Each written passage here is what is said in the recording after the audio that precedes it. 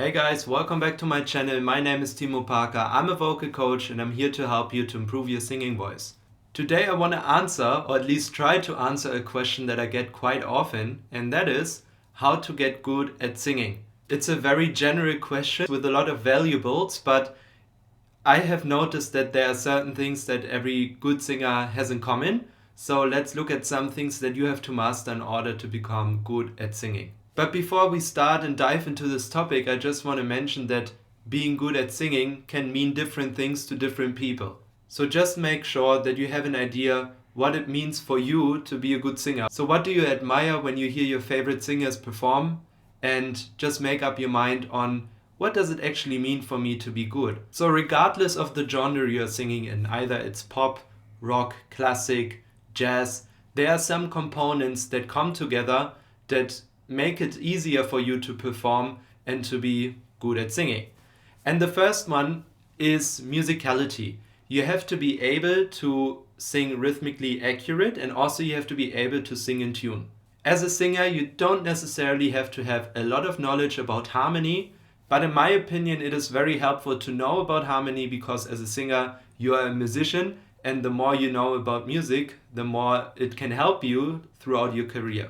So if you are able to play the guitar or piano, for example, where you are able to play harmonies, it can really help you to understand why certain notes maybe sound good over this chord and how everything works together. So I think a bit of theory, a bit of harmony is good to know. But as a singer, your main focus, because you're a melody instrument, so to say, you have to be more aware of rhythm and melody. We just need to be able to portray distances between two notes accurately. And especially rhythm is something that singers potentially not spend so much time on, and it's actually one of the most important parts, especially when we are talking about pop music and jazz music. So also make sure on spending some time and some focus in your practice on being able to sing in time, and also explore the feelings that you can get if you maybe sing right on the beat, a little bit behind, because most of the times if you're recording something in a studio, if you're not intonating properly, this is something that nowadays can be fixed very easily. But it takes much more work to display something rhythmically in a studio than, for example, intonation wise. So just make sure that, especially if you maybe want to become a recording artist or you want to spend a lot of time in the studio, that you are able to sing in tune and be accurate with the rhythm. And musicality is also something that you will develop over time. And I have noticed actually that a lot of highly skilled instrumentalists have the insane ability to vocalize things that they already have in their head, and they can make up incredible lines and they can sing very difficult melodies because they have heard them on their instrument thousands of times. And that being said, that just means that you have to spend some time on ear training, develop your inner ear, so you're not only able to hear something, but you're also able to hear something, digest it internally, and then be able to portray the melody that you just heard. So there are some different steps involved, but this is something that is really important. So this is something that instrumentalists do a lot. They transcribe people that they like, their idols, and they listen to songs and transcribe them best by ear, because this is where you learn the most. And actually, the beginning it's a bit of a pain, but if you get better at it, you actually learn a song much quicker than just reading tabs or lead sheets. So working on becoming overall a well-rounded musician will help you definitely as a singer. Just spend some time understanding music in general, because this will give you a bit more confidence and also the opportunity to communicate very clearly with bandmates what you want. Because if you don't speak the same language in terms of music, it can be very hard to get a point across. So if you're speaking the same language and you say, actually, could we play this major triad as a sus chord or whatever, you have greater chances that the bandmates will know what you're talking about. So make sure you have a little bit of understanding about harmony and other things that concern music. Alright, the second point that is very important is technique. I devoted this channel mostly to vocal technique, so if this is the first video that you are watching, you can check out this playlist about vocal anatomy basics, where I explain some things that happen in your throat while you sing and also give some exercises. So if you want to become a professional singer, if you want to use your voice as your job, so to say, you have to make sure that you have a good technique. Because sometimes there will be periods of time where you have to use your voice daily. And technique not only enables you to have less limitations because you are not afraid of high notes, you have great vocal flexibility in terms of tone, which opens up a whole world for you. So you have to make sure that your performances are solid consistently. Because especially if you're touring, you will have to most likely sing every night. Maybe you're lucky here and then you have a day off. But you have to make sure that you can rely on your instrument.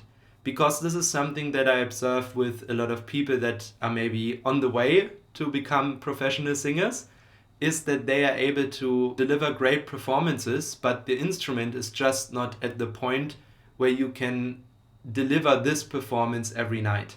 And also, that being said, you have to know where your limits are. Because especially if you're performing that much and you have to use your voice this much, you have to make sure that the material that you are singing, the repertoire that you're presenting, is a little under the maximum that you are able to produce. And what I mean by that is that you should make sure that the songs that you are singing, the songs that you're performing on stage, are a little bit under your highest note in your vocal range. Because if you have to go every night to the very limit of your voice, this is going to be a problem. It's the same principle as being an athlete and you're maxing out. You're trying to achieve the best results every time you're training, but this is not really healthy because you want to create an environment in your voice where you have a bit of a buffer in between what I'm able to do and what I have to perform. And this buffer just ensures that if you have a bad day, you are still able to get this note, for example,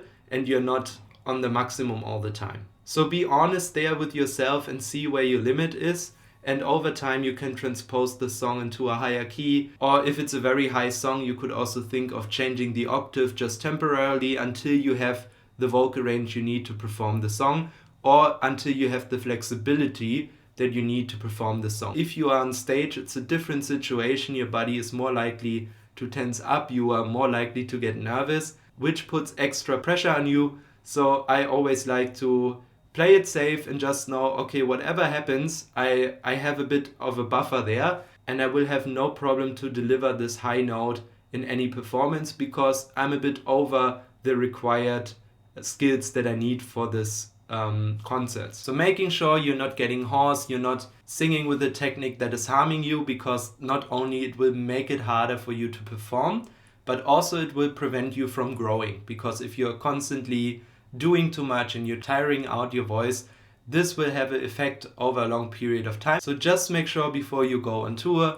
before you accept a lot of concerts, that you have the ability to perform this repertoire effortlessly. So just make sure that you have a solid technique, you know your instrument. And the third pillar is, are you able to portray your emotions? Are you able to transport feelings into your performance, into your singing?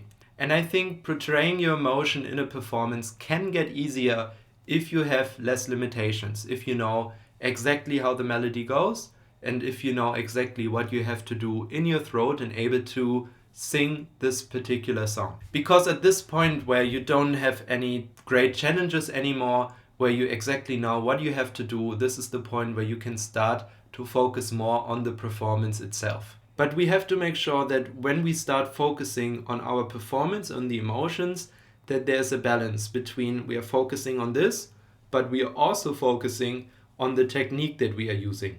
Because if we are just focusing on this one thing, which is how great can I sound, how great can I deliver my emotions, and I completely neglect the way I want to achieve this, it can actually really backfire, because you might not use your voice in the right way in terms of you're using things that not helping you to grow your voice and that can actually damage your voice.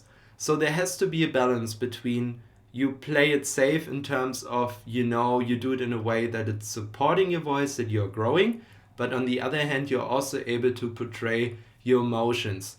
And a big point here is to be honest to yourself where you're at, where's your current level, and are you able to perform the song, or is maybe the challenge at the moment greater and you're just trying to push out this last high note that you are maybe not able to get yet. And on the other hand, we were talking about this extreme where we're focusing too much on emotion. On the other hand, if we are focusing too much on technique, we can very quickly get caught up in very small details and things, and we just see singing as a mechanical thing, and it's simply not. So we have to have the balance of performing something with emotions and feeling what we are doing, and also being able to do it in the way that is healthy and good for your voice. Because if your vocal technique gets better and better over time, it also doesn't need so much focus anymore, and it's just something that happens automatically, and you're more concerned about the sound and how things feel.